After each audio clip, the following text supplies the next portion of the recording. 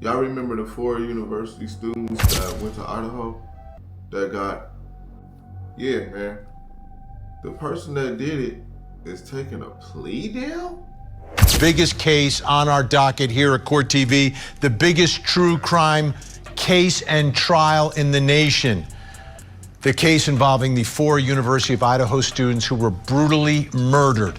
The suspect in that case has been offered and accepted a plea deal. Do you hear me? A plea deal for the killer of Kaylee, Maddie, Ethan, and Xana, the 4 students from the University of Idaho. This is how it all went down. Apparently, the prosecutor sent a letter today to the families of the victims, indicating that the suspect, the now soon-to-be admitted killer, is going to accept a deal where he will plead guilty to all counts, agree to a sentence of 4 consecutive life sentences, 1 for each of the victims, will waive his right to any appeal, bringing finality to the case and to the conviction.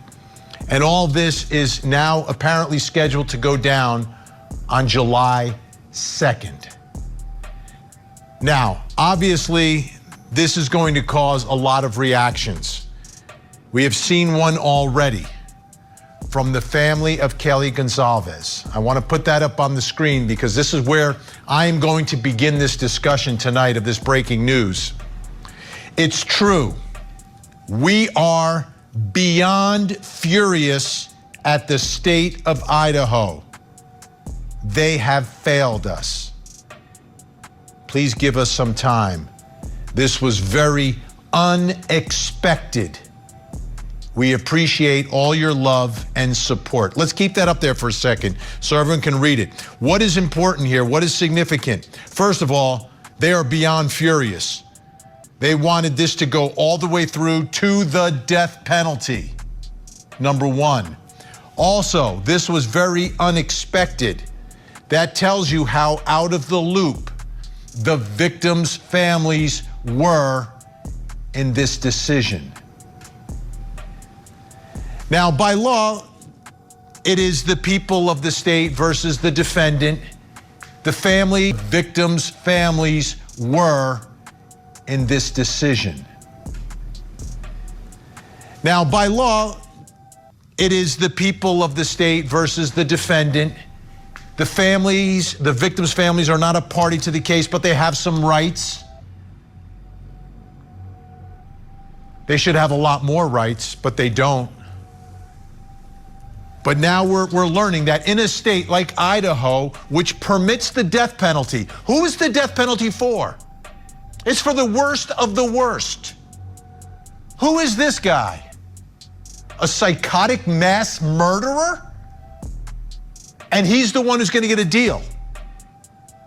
He's the one getting the deal tonight.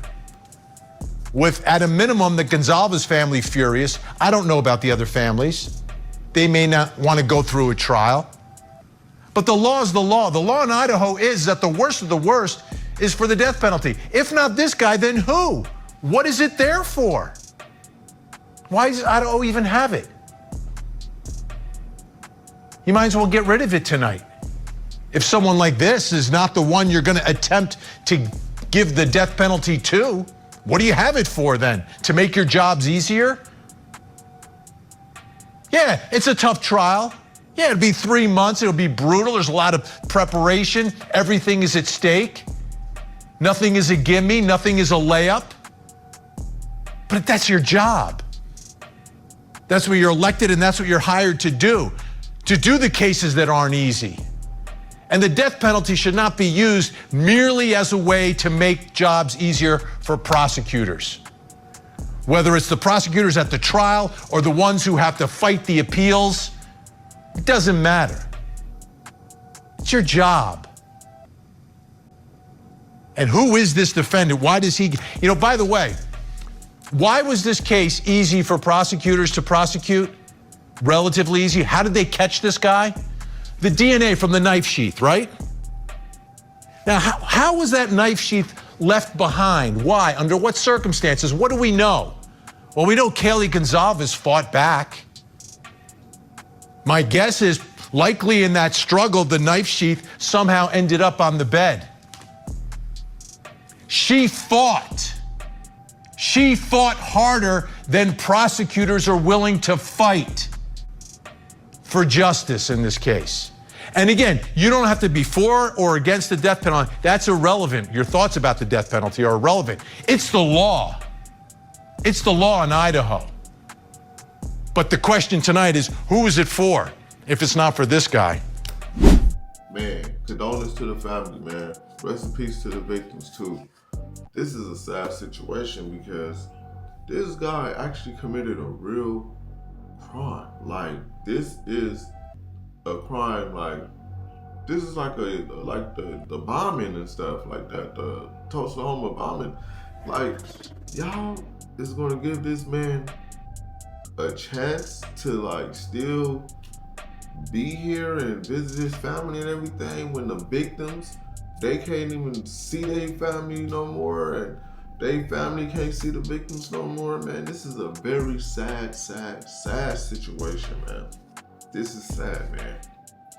Like I said, rest in peace to the fallen students that have passed away, man, by this crazy man, sick mind and all that, man. Because you gotta be a sick individual to want to go out there and do something like this.